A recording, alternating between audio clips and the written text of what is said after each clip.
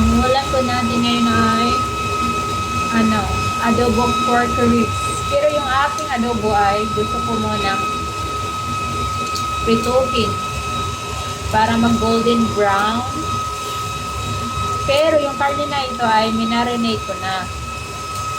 Minarinate tapos pinirito. Yung in-stir fry. Ayan.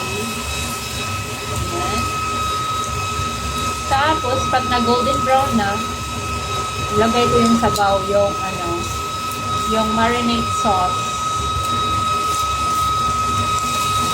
Paborito ni mami yung yung ganito.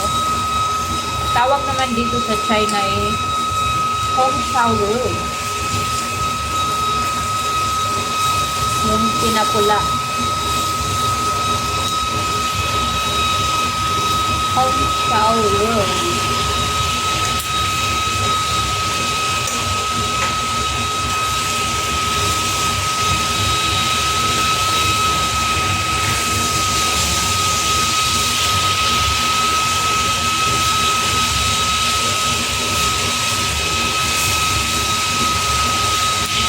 Tapos yung ating porcelain Hong Shao ay i-mix natin ito. Pero mamaya na, ayan, mayroon tayong black fungus, mayroon tayong lamb. Yan po ang ating ihalo. Pag mag-golden brown na ito, saka natin ilagay yung sabaw ng marinated sauce. Tapos, palambutin na natin yung karne.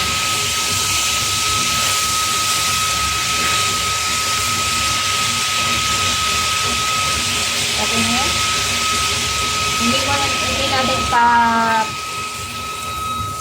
sobrahan ng pagprito kasi titigas yung karne.